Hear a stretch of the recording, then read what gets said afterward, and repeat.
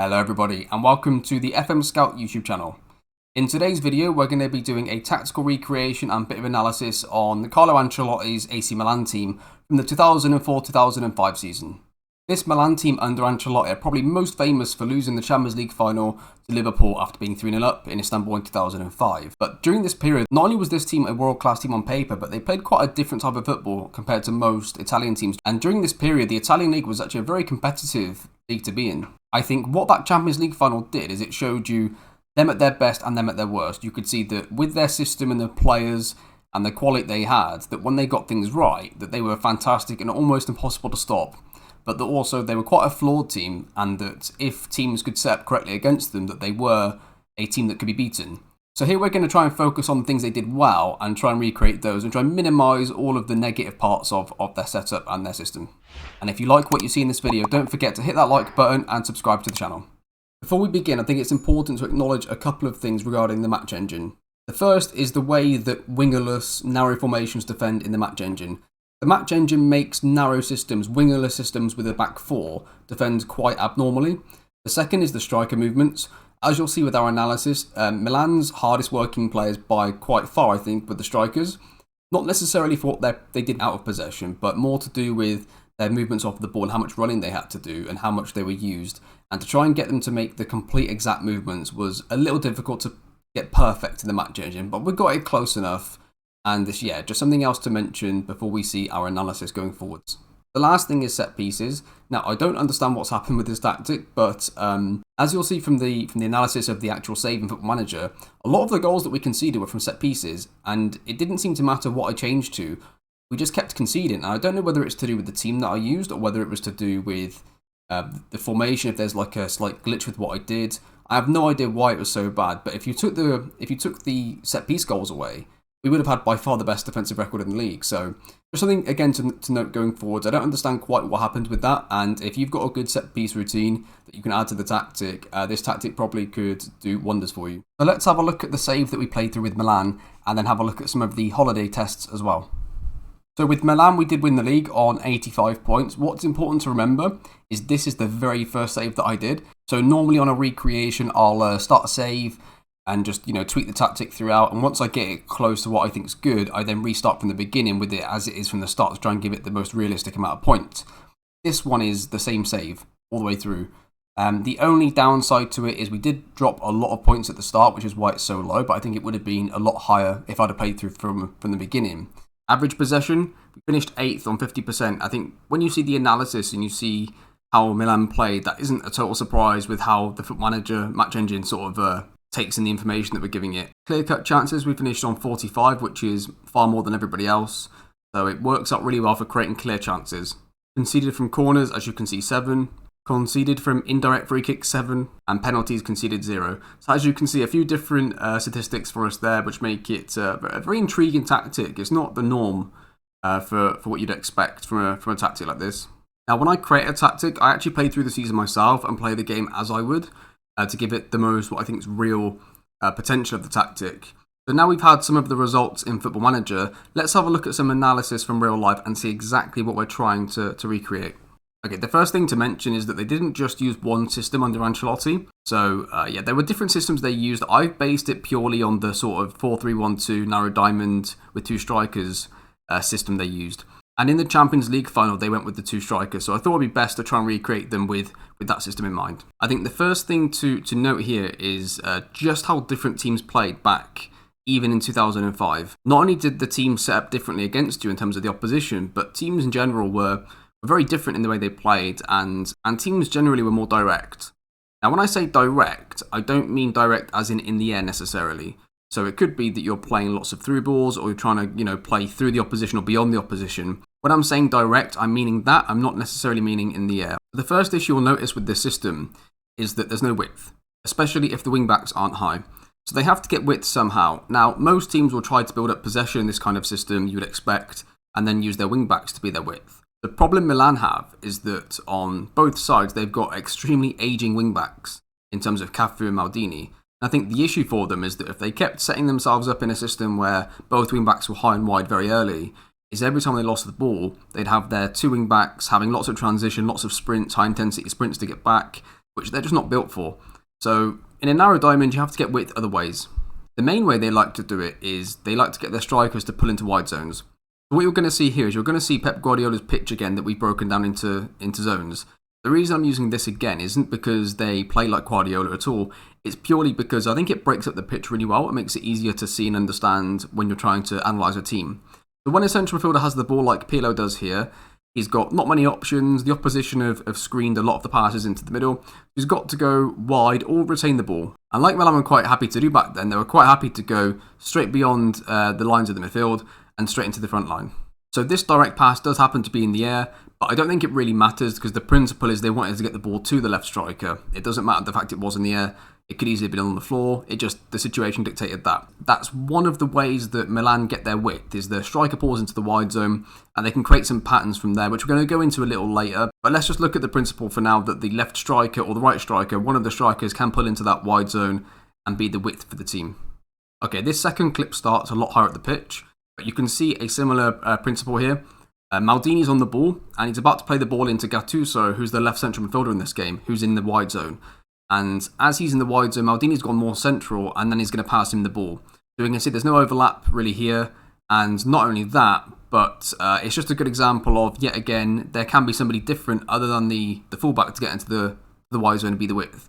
So here they're using the central midfielder. And while the central midfielder goes, the two strikers are staying central, both going to look beyond if they can. And Maldini's going to hold his position where he is. There's two different ways. I mean, obviously the fullbacks can be the width. That would be the most obvious thing with the tactic, but they're happy to use the strikers being pulled out of position or the central midfielders. And in this last clip here, what you're going to see here is the strikers' movements. What's really interesting about the Milan strikers was that they were quite direct in their runs. They were both quite happy to make runs in behind the back line and constantly threat that ball in behind, while also pulling wide. And if one striker pulled wide to get the ball in behind, then the other striker would move more central, almost playing like a single striker, then trying to get into the box for a cross. And what you can see in this clip here is that Shevchenko almost like fakes to get the ball. He doesn't really want the ball there. He knows there's a player next to him. He knows there's a player in front of him. He doesn't really want that ball to feet. I mean, he could bounce it straight into the other midfielder nearest to him, but he's intending fully to at some point spin and get into the space that he's just created for himself. The thought is always from the strikers to be direct with their runs. They're trying to get beyond the back line and get a ball beyond the back line as early as possible, either straight through the middle of it or on the outside. He gets the ball straight through into the gap that he's just created for himself between the fullback and centre-back that we've spoke about before, but in a completely different setup. And you can see the other striker recognising the pattern, and it's like he's not even any doubt what Shevchenko is going to do. He knows full well that if Shevchenko can get wide and get a ton of space, he's going to try and deliver the ball. That's just a few examples. Now we're going to look at some animations here a few different ways because some of the games aren't in great quality, so I almost feel like animations are better. But I wanted to show you some real life pictures so at least you knew I wasn't just making it up. And then we'll look at the Champions League final itself in 2005, which I'm sure a lot of people will be interested in, especially with the Champions League final coming up. Okay, in this first clip that I'll play a few times, this sums up AC Milan perfectly when they were defending out of possession. So not in transition, but purely out of possession. So they've been out of possession for a good few passes at least. They're now defending deep in their own half, which they were happy to do, and we'll get into in a second. And what they did really well is they were able to exploit teams on the counter, but just by using 3 players, because they didn't have the most dynamic team in terms of pace throughout the whole team pretty much, but the most creative and dynamic players were in the front 3. And as you can see in this clip, when the ball is won, instantly the strikers are combining their movements either out to in or in to out, trying to find space and get onto the ball and destroy the back 4.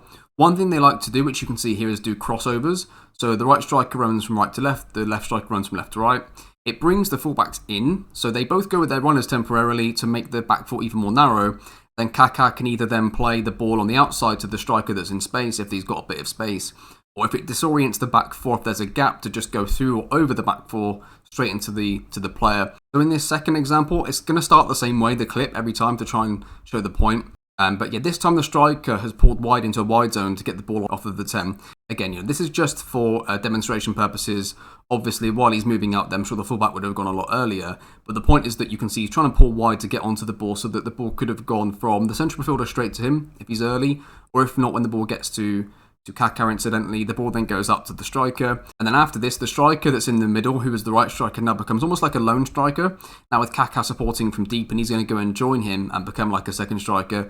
And again, they just change all their movements to try and either cross over or spread the width. and just keep messing around with the back four, trying to either threaten behind or you know, create width. The classic width and depth, they're trying to create both of those at the same time and try and find a gap through one of them to break through the gap. And in this clip, we don't have Kaká going and joining the striker, we just have the striker going through. But you could see how those three would have been against the four. And as long as Kaká in his role, or whoever plays as the attacking midfielder, gets beyond that last midfielder, it's a 3v4, and they can combine any sort of movements they want to try and get past, and they did this so often. So that's another example of how they could get out and get the ball safely to a member of the front three in a counter-attack. So in this example, it's the same sort of principle. The striker pulls wide, but so does the other one. And it just shows how the out-to-in movement can happen. But this time it could be for them to get wide enough across the back four that they can then make their run and receive a pass through the back four, but they're coming on the outside of it and then taking their first touch towards goal. Again, you can see again from the same principle, from the same position on the counter-attack, how they can be very effective. So just using Pep's picture, you can just see the movements of the strikers in the crossover that we're going to look at now, and just how narrow the team is, and how the movements of the strikers have to be very good to try and make sure that we can still penetrate despite the fact that we've got no width when we attack. If you can get the strikers doing this sort of movement, while they start to go central, the fullbacks will go with them because they've stayed wide and they're trying to go with them. And even just a few steps in, once they then go on the outside, the other side, they could have created themselves enough of a gap that they, even though they're on the outside of the back line, they're not that far away from goal because they've made the back four go so narrow that they're putting themselves in a situation that, you know, despite the fact that they're supposed to be on the outside of the back line, they're still in scoring positions. Yeah, that's just, again, just a point using Pep's pitch just to show that where the movements are normally in relation to the pitch. A very common pattern in their goals throughout the season, and you can see in the third goal for the Champions League final, is using Kaká to quickly get on the ball and get the ball out. Obviously, everybody got to know that Kaká was one of the best players in the world and definitely their primary playmaker. So Kaká knew at times that he'd only get a few seconds on the ball, maybe 2 or 3 touches, and the strikers knew this too. So as soon as Kaká gets on the ball, like you can see here, the strikers would start to make their movement. I've only shown one here just to get the principle, but they start their run sort of almost on like the edge of the back line, or, you know, just inside between the fullback and centre back. And they know that while the central midfielder has it, that's deep, that it can quite quickly go into Kaká and then straight through. And again, another example of a kind of pattern we could be looking for in the match engine here. Before we get into, you know, how we can progress up the pitch and play without having to play on the counter and being too direct, let's just have a quick look at how this can work then in the Champions League final against Liverpool. Why it worked, what happened, and just another example of it and try and break it down a little bit. And in the recreation, I've tried to get the players almost exactly where they are in the clip. And we'll break down the clip as well so you can see the real pictures. I'm sure these kind of images bring back lots of memories for Liverpool fans and for non-Liverpool fans. And we're going to try and break down the game though without any emotion here if we can, and try and look at it from a tactical and analytical perspective. So these images actually start a lot later in the move than when the clip in a second that I'll show you will start from the very beginning. But Liverpool lose the ball in Milan's area. And as you can see here, there are 5 Liverpool players around, effectively just 2, maybe 3 if you include Kaká. And Xabi Alonso, who's currently marking Kaká, decides for some reason here he's going to go in and he's going to leave a massive hole open to pass to either Kaká or Shevchenko. This is the primary reason that Liverpool concede here, I think, is Xabi Alonso's decision to go and press this. So what's happened here is Nesta has won the ball in the area, and he's released the ball to Maldini. Maldini's travelled with it a little bit and played it into Seedorf, who is the central midfielder that's pulled into the wide zone. Seedorf then releases it and goes central, Maldini holds the width, and now we have Pirlo on it, and we have them in a look that's very dangerous. So if you think back to our previous ones about Kaká just getting on the ball and pinging in behind, this could happen here. The nearest player to Seedorf at the top of the screen is Stephen, who's the right back. Liverpool only have 3 back plus Alonso right this second. The 3v2 is fine. If they're going to have Kaká there, that's also fine for Liverpool, as long as they have somebody in front that's marking him. Once he gets on the ball, there's going to be chaos. So Pirlo gets the ball through Alonso to Kaká. It could have gone to Kaká or Shevchenko, who has incidentally made his run from left to right from his left striker role, and he's going to end up crossing over with Crespo in a second. Now Kaká's going to get on the ball in complete space between the 2 lines of the midfield and the defence, and this is like a training exercise for AC Milan. This is exactly what they would want. They want to get Kaká in between the lines of the midfield and the defence. Liverpool have made it so easy for them, and this is AC Milan doing exactly what they want. Kaká now runs with the ball at the back 3, and as you can see, Shevchenko starting to make his run on the outside from left to right, and Crespo, who's currently on the back line, is going to start making his run across, and you can see here Traoré starting to go with him, and he's going to pull Traoré with him all the way across towards the rest of the back 3, and it's a precarious situation here for the opposition. It progresses on, as you can see now. Shevchenko is about to break through. Crespo is also in. I mean, Kaká could go either side here. He's going to play it through the Shevchenko because if you look how narrow those back three are, there's enough of an angle between Kaká and Shevchenko for that ball just to go along the side, and Shevchenko can take his first touch towards goal and he's going to be through. Shevchenko goes through, and Crespo, it's just like a pattern play here. Crespo knows exactly where he needs to be for this. Shevchenko's going to take a touch towards goal if he can. He's probably going to shoot if he gets into a good situation, but if any situation occurs that he can't get a good shot away, he's going to square it across to his strike partner who should be there. Dudek knows this and has probably known this from his analysis, knows exactly what's coming. He's saying, just forget the player on the ball. It's a 1v1. Make sure you cover the cutback. That is the only thing here that can happen. Liverpool have got 4 players trying to get back to this. They probably should have somebody closer to Crespo. They continue on. It's looking precarious. Dudek is still telling somebody, watch Crespo. Somebody watch Crespo. It gets played across. Crespo has a slightly difficult finish, actually. It goes slightly behind him. He's now got a defender and a goalkeeper pretty close to him. But he finishes it. Milan go 2-0 up, and it's just one of the most perfect goals to show you in terms of a recreation that these kind of moves happened all the time. They didn't always result in goals necessarily, but this is a primary part of what they tried to do on the counter-attack, and they got so many teams doing it, and the fact it happened in the Champions League final, which also happens to be one of the few games online that is in high definition that I can show you with pictures, and I suppose really with no tactical changes from Liverpool, this situation was perfect, and they probably would have gone on to win it with no problems. Unfortunately for them, Liverpool did make tactical changes at half-time, which Rafa Benitez has spoke about many times since, and they just didn't react to it until it was already 3-3, and which was disappointing for them. That was a great moment, and we'll quickly go through the third goal as well, because it's also good, and it shows again our other principle that we were looking at a second ago. This first picture actually starts off with Liverpool. You can see defensively here that Milan are pretty much crowding the centre. They've got their 4 central midfield players, all very narrow. They're screening any passes through to the middle, but Steven Gerrard at this point, his team are 2-0 down, he's trying to make something happen, and he forces it through, and Pirlo intercepts the ball. The strikers haven't had time to move wide yet, they've stayed quite central, so Pirlo's most common option here is then to go through the lines into Kaká first, rather than go wide. Kaká completely rolls Steven Gerrard. Steven Gerrard's only thing he could have done is he could have just clipped him and took the yellow card, but I guess at this stage of the game he didn't think it was worth it, and probably felt that his team should be able to cope with this counter-attack as it is. Unfortunately, this is Kaká probably at his best, one of the times at his best, and he absolutely destroys him, and then they accelerate away on the counter. Kaká takes a few touches, and the strikers are not looking for this defeat at all. They want to go beyond the back line. They don't want to link up. They want to try and get the ball in behind the back line as quickly as possible, which again goes back to what I'm saying. They're quite a direct team, and I think that the fact they're an Italian team, and it was years ago with all these world-class players, we forget just how direct they were with the ball. Kaká puts through one of the best passes in Champions League final history, probably. It gets straight through between the defenders into Crespo, who goes through one-on-one. He just dinks it over Dudek, and the ball goes into the goal. And at this stage, it's now 3-0 to Milan, and I think those 2 goals go back to what we said a second ago. I think the first one showed a good example of a counter-attack where, the central midfielder becomes the width. He pulled wide, we got the ball back into the centre. We then broke on the counter with Kaká in the front 2, doing the crossover. And in this goal, it was more straight into Kaká and a few touches, then pinged in behind. I think what you can see here is that if the situation is there, so if the team are going to press you high and going to leave you space, Milan played it. So in the match engine, it's probably slightly more direct than you would ideally want. But if the situation was there, Milan did it anyway. So it's it's one of those things that I thought I would emphasise and try and explain why maybe in the match engine it's going to be as direct as it is at times. But as you can see when they're doing it and it's going right, it's just so destructive. And with those players, it felt like it was impossible to stop at times. So now we've seen the Champions League final goal broken down into pictures and stills. I just thought I'd show you this animation here. It's not perfect, but it gets the point across. So this is as close as I thought I could get it to where the players actually were. It's not absolutely perfect, but it is pretty close to where the players actually were on the pitch at the time. And as you can see here, the issue for Liverpool is that they get Kaká between the lines. The issue for Liverpool here is that if one of the back 3 there, for example, push out and go and press him, especially the middle player, one of the strikers on the outside can make a movement from out to in and get a through ball straight through onto goal anyway and get through and score. If he goes out the middle player and the 2 side defenders then tuck in and go more central to cover the gap, the strikers can then both pull wide and then try and get the ball in a nice easy space where they can take their first touch on towards goal. And even though those defenders are there, they're not going to get back goal side quick enough to stop the shot or to stop the ball across goal. But Liverpool, once it got into that situation, were always in trouble with 3v3, and that's the kind of look AC Milan wanted you to get in. They wanted you to get in some sort of look where Kaká could get on the ball between your 2 lines. That was the primary thing they wanted to do.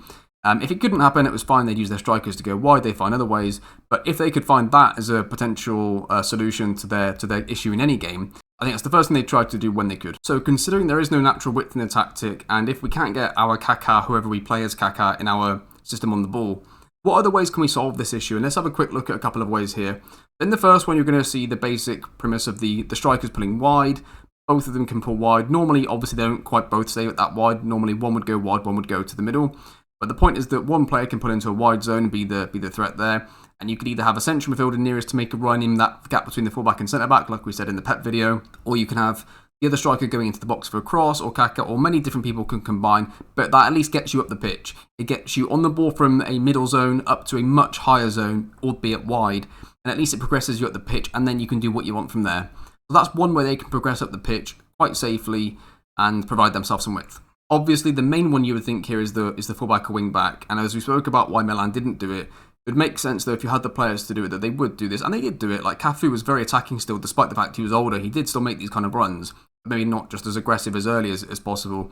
But here, like if you regain safe possession, you can get back on the ball in wider position. And in this clip here, you can see one of the very common things that could happen is the ball could go straight in behind to the two strikers. From the right back, if they're ready to make that run. And they will be ready to make that run. Again, I've got loads of clips of this, of Cafu playing this exact ball. But yeah, that's another obvious and easy way for them to get the ball on either side.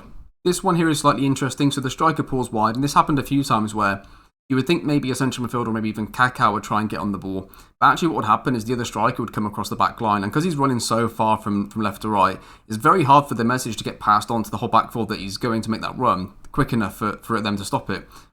So he makes the run, and he doesn't get passed off to anybody because he's running so far across the whole back line. It just causes complete and utter chaos. And as he's doing that and he's all getting passed off from the one defender to the next, Kaká then makes his run on the other side, on the outside of the back line. So then when the ball progresses through, you could have potentially the same situation as we had before with just Kaká being part of the strike force rather than the provider, which again happened a few times. Obviously, you could have the Kaká player, whoever's your Kaká, doing the running behind himself. So it depends on the player profile that you have there, but he could do that. Yeah, just in this final one, this is just an example of doing it with no width. It's just that you get your strikers to both cross like we've seen before. We just saw with the Champions League goal. You get them just to make their runs across the back four. They narrow off the back four, so you don't really need the width because you're making them go so narrow. They're not really balanced, and then you can get the ball through. So there are just some different ways that they did it in real life that we could try and recreate. So let's look at out of possession a little bit. Now, a bit like the Pep recreation, the problem with doing a recreation on both sides of the ball and in transitions as well, the problem in the match engine is like changing one and tweaking one aspect of it can affect the other.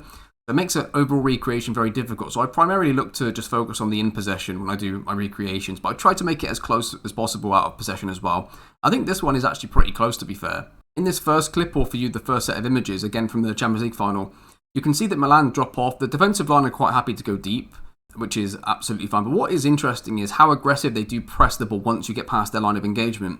Now, the line of engagement seems like it can vary from game to game, but they seem fairly low on their line of engagement. The nearest player to the ball presses relentlessly to the point where they will step out of their position. I've got a few clips here of even, like, there's one good clip that I'll show you in a second where almost every player takes it in turn to just relentlessly press the ball to the point of them moving out of position, including the central defender at one point. And here you can see a good example of them just sat back quite defensive, but that once a player is near a player on the ball, then they press relentlessly.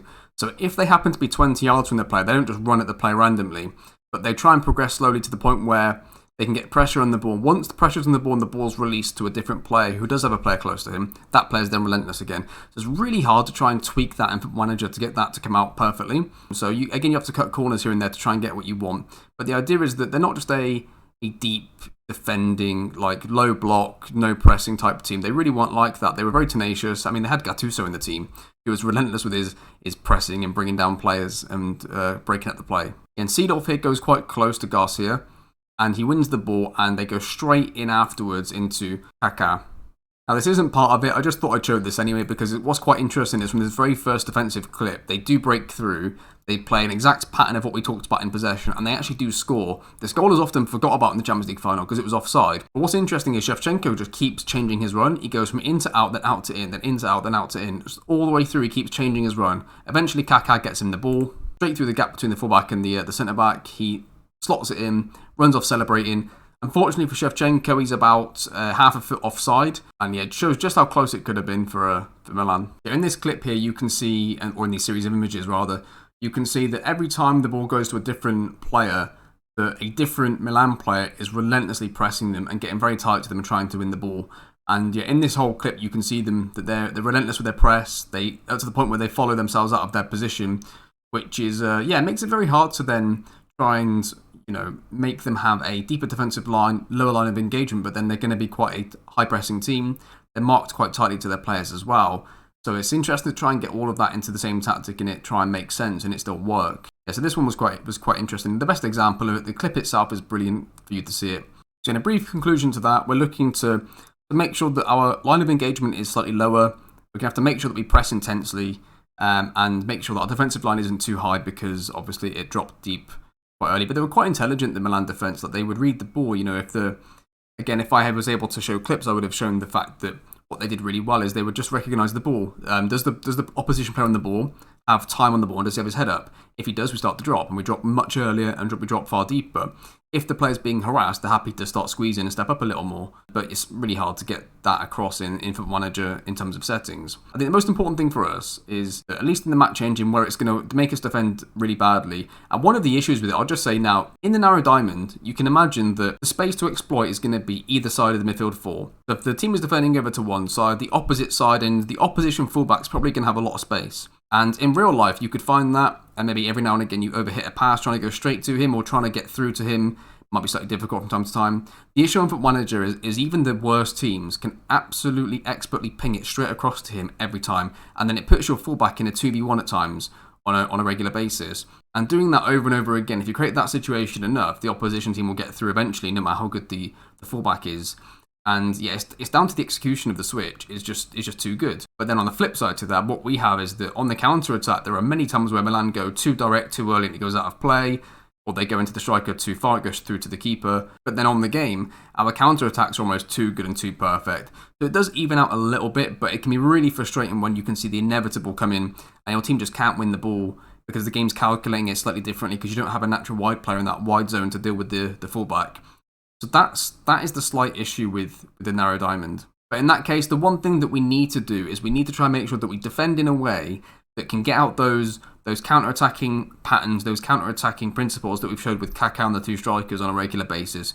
So we need the two strikers to be staying high. They need to have two roles to keep them high when we're defending, so they can pretty much be on attack duties. The Kaká role needs to be something that does defend with the rest of the midfield four, because it needs to be deeper away from the strikers, at least a little bit. And then the duty could be anything. It needs to be something that is quite happy to release the ball very quickly, though, into the strikers. Now, looking at transition out to in seems very simple. They're quite clearly in a counter-attacking team in terms of Football Manager.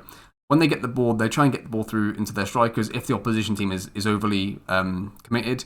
And we're going to try and get the ball in behind to our two strikers. So I think that makes it quite easy to tick the counter-attack box on the tactics screen. The interesting one that you definitely wouldn't expect is counter-press. Counter-press is going to go on because, as you can see here in this set of images here, what Milan were really good at was that if they were committed at the pitch, so if their fullbacks, so if Cafu and Maldini were at the pitch, or if some of the deeper players were at the pitch, they counter-press. And the reason for that is that they don't have a dynamic team. So once the players are up there, they may as well make their effort to try and make it as difficult as possible now while the ball's near the goal, rather than dropping immediately, then having to have Cafu and Gattuso and Pirlo drop and run back 40 yards every time. So it made sense, actually, in theory. So even though we are a slightly deeper, lower block kind of team, transition's totally different. Transition is different out of possession. Transitions, we've just lost the ball, what are we doing? It's something they did many, many times in the different games that I watched, and it does make sense when you think about it, but it's not something that would spring to mind if you're doing a recreation. So it was something that I didn't originally have ticked, but then watching the analysis I realised what they were doing and why. So in this clip here, Milan lose the ball, and immediately the two nearest players are going towards the ball to press, and the player that you can see putting the other player on the deck and flooring him there is Nesta, who's a centre-back.